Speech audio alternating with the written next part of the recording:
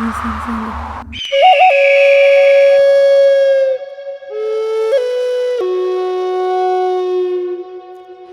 在重庆武隆羊角镇。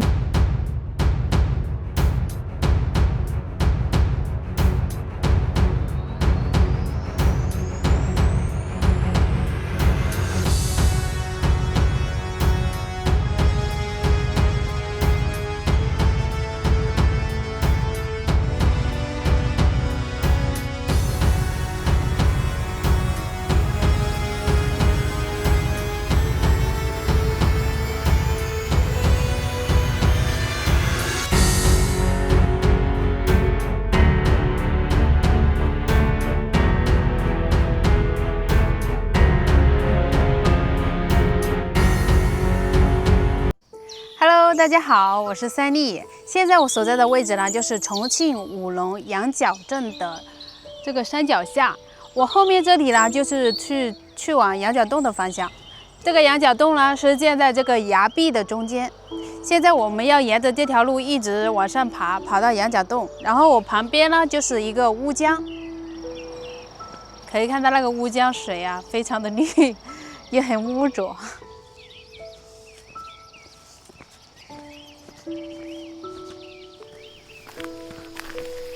哦，看看这里还长了很多那种红色的野果。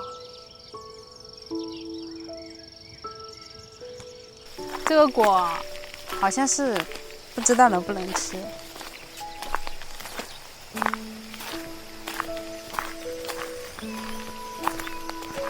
哦，可以看到这里有一个洞。这个洞的话，它是用石头给累积起来的。看，都是用的这些原石给垒的。这个洞不知道是什么洞哎。这边还有一条小路可以通往上来。这个小路的话是从另外一条路上来的，但是由于下雨啊，我们就没有走这条小路，不然走这个小路会更近一点。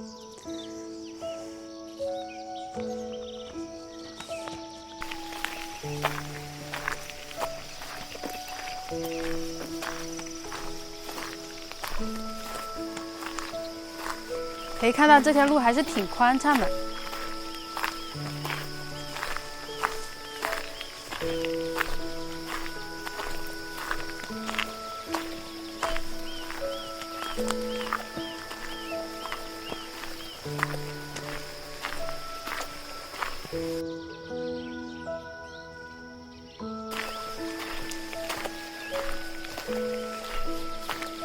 哇，这里还有野果子吃。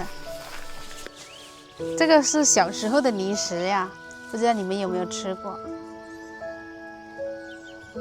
它是长得像两个果子，看两个果子长在一起，连到一起的，吃的口感的话是酸酸甜甜的。尝一个，这有点脏。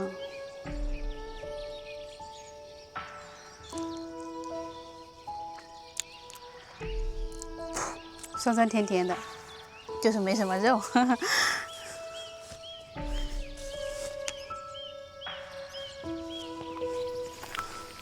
哇，可以看到这条路完全被这些旁边这些野草给覆盖了。可以看到这里风景还是很不错的呀，一眼望过去就可以看到乌江，然后一些山背、云海。那些山背被云海笼罩着，仙气飘飘。我们现在的话，坐这个草丛穿过去。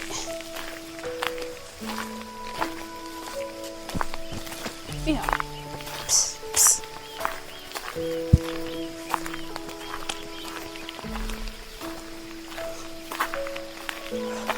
这条路长满了野草，感觉路都看不见了。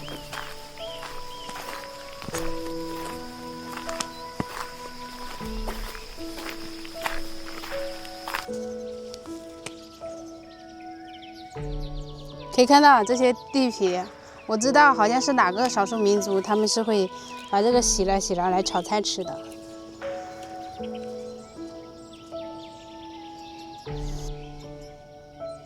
像木耳一样。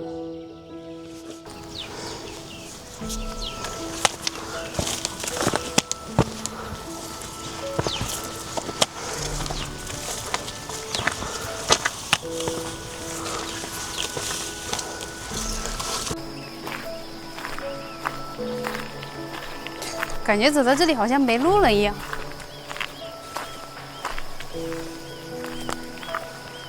哦，它有一条小路。哦，旁边这里也有一个小路，你看是个楼梯爬上来的。这里的话就是个小路，应该走过去吧。这里也不知道，好像是一个什么果树，种了一个。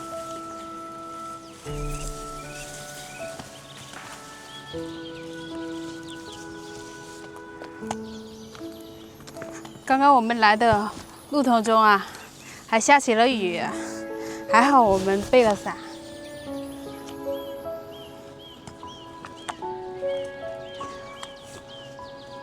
我们来的时候是走大路过来的，感觉那个大路好像也没什么人走啊，感觉都长满了杂草。哎呦，感觉这个小路还好走一些的，让我感觉。我们现在从这里爬上去，应该就是这条小路了。沿着这条小路一直走，应该就能走到那个观音洞了。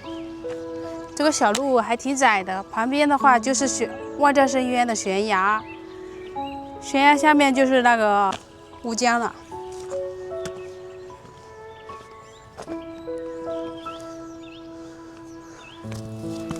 站在这里，感觉有种心旷神怡的感觉啊。我们从底下爬上来到现在大概花了1个多小时。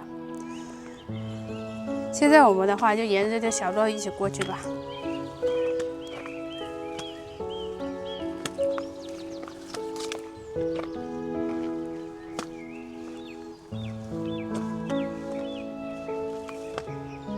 可以看到它这里还做了一些防护的，但这个防护好像时间也挺长的了。布了个铁网，但是有点松垮。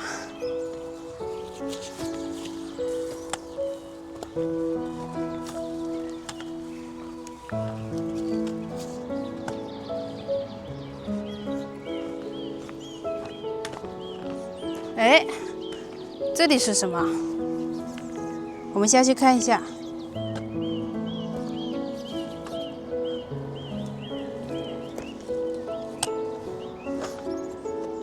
可以看到这旁边都是用那个石桩给砌起来的。哎呦，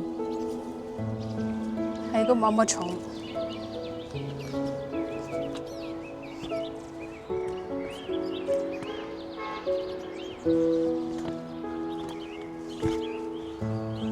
这里应该是厕所吧？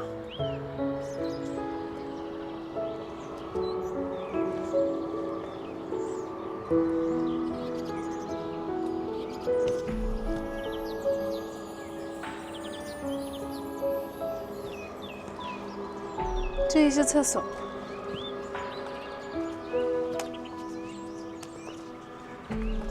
厕所我们就不看了，可以看到这里都是人工堆积成的。看这种搭建方式呢，应该是属于钢垒吧，都是一个个石头垒起来的，也没有用水泥。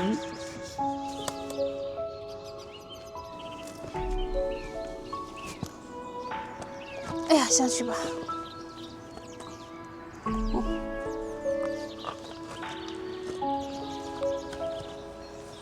哇，你看这里长了很多这个豆，然后开满了花，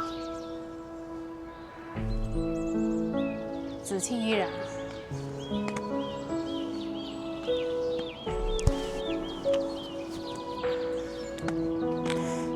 哎，这里有个平台了，但是这个很滑耶。哇，这个可以溜冰了，好滑。这里也有个神坛，这里应该原先是供奉土地公、土地婆的。走到这，应该我们离那个洞，这个观音洞应该不远了吧？但是这里啊，真的有点滑，得注意点。好像又有点下雨了。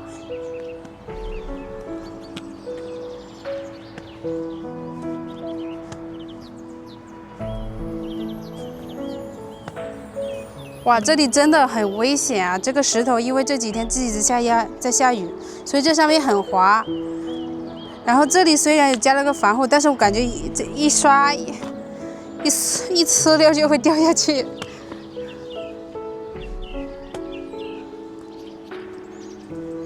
看这里很多那个豆的花。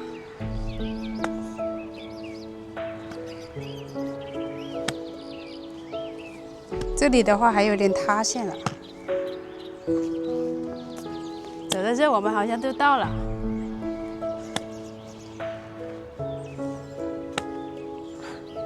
啊，这里就是观音洞了，武隆县文物保护单位。观音洞，1983年6月24日公布的。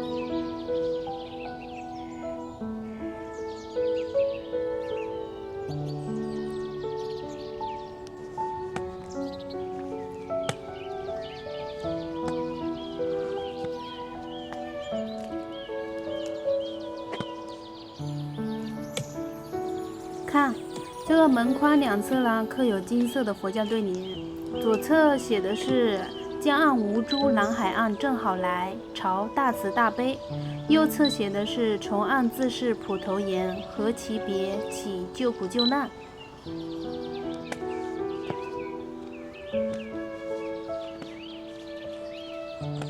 但是这位菩萨的话好像是如来佛祖啊。这里面很大的，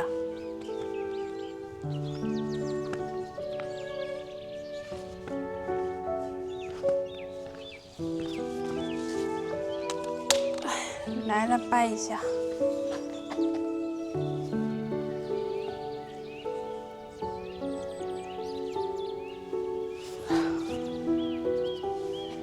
可以看到这里面有很多那种沙发。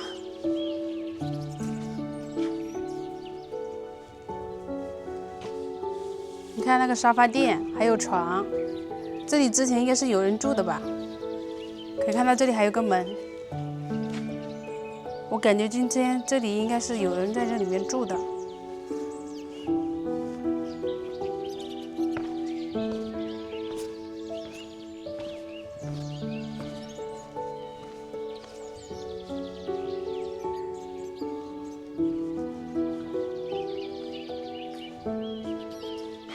这个的话，这是一尊四光尊神，这个就是观音菩萨了。旁边这里供奉的应该是药师佛。我们再过去看一下。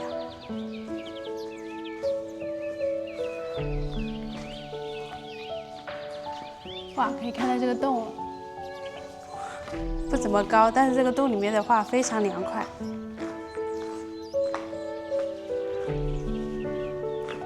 哇，好深呀！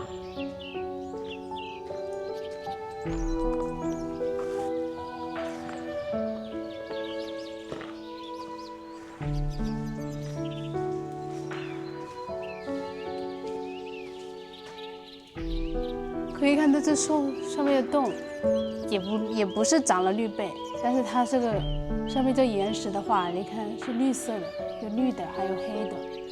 这黑的我估计应该是之前烧那些胭脂火熏的。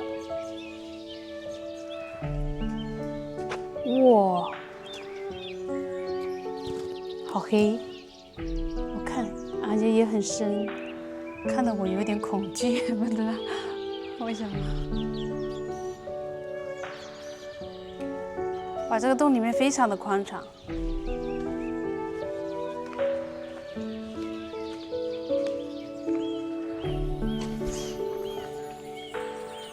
哎呀，往这下面看，我有点不太敢看，有一种莫名的恐惧感，像一种深渊一样的感觉。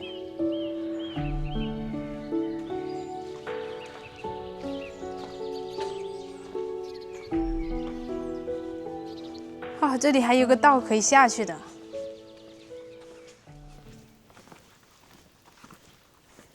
这里有个小道，好像是可以下去的。他们说，楼下的村民有说，这个观音洞里面，它里面是特别大的，而且里面有很多条分支。我们现在下去看一下。哇，这个洞里面真的有点大，而且有点黑呀。哇，这个洞里面非常的安静。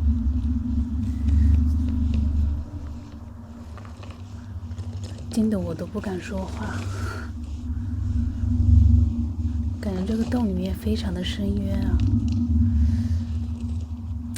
一走进来，有一种莫名的恐惧感。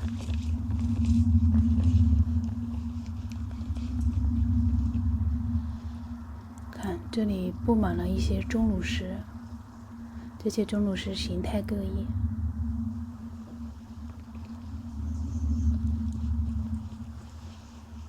底下的村民说，这个洞里面很大，非常多的分支，但是好像还从来没有人走到头过。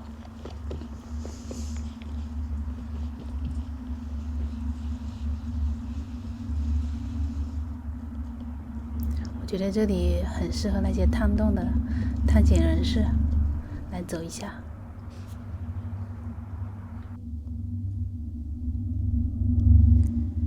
这里面这洞很深，这里有一条小路可以一直走到里面去，但是我们没有带什么安全措施，也没带工具，我们就不进去了，还是有点吓人的。我们现在出去吧。我们现在已经走出来了。羊角观音洞呢，它不仅有自然的奇观，更是历史与信仰的见证。希望你有机会也来亲身的体验，来感受这个洞里的神秘，还有佛像的威严。好了，我们今天就到这里了。我是三丽，别忘了点赞和订阅哦。我们下期再见，拜拜。相传明朝年间，长安城内有一个家财万贯的商贾，姓严名富谦。此人为人宽厚，生有一独生子，全家视若珍宝。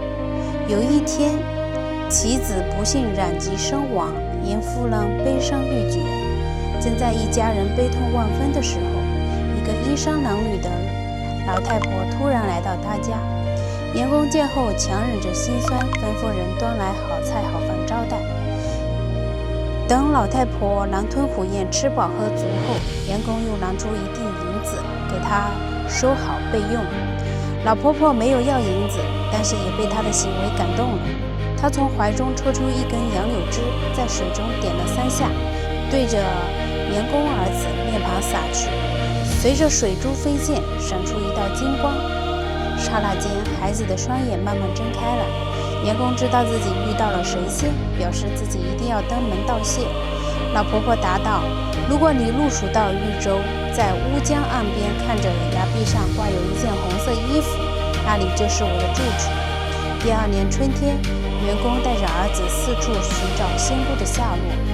在福州租船进了乌江，走到羊角寺时，我真看到金光山上绝壁上挂着一件红色的衣服。严公赴死，下船来到绝壁之下，只见红色衣服下面有一个山洞。很快就在山洞里面看到一座观音的石像。严公出洞后捐出银两，请来能工巧匠在洞口修建了庙堂，为此洞取名为观音洞，年年岁岁都要远来烧香。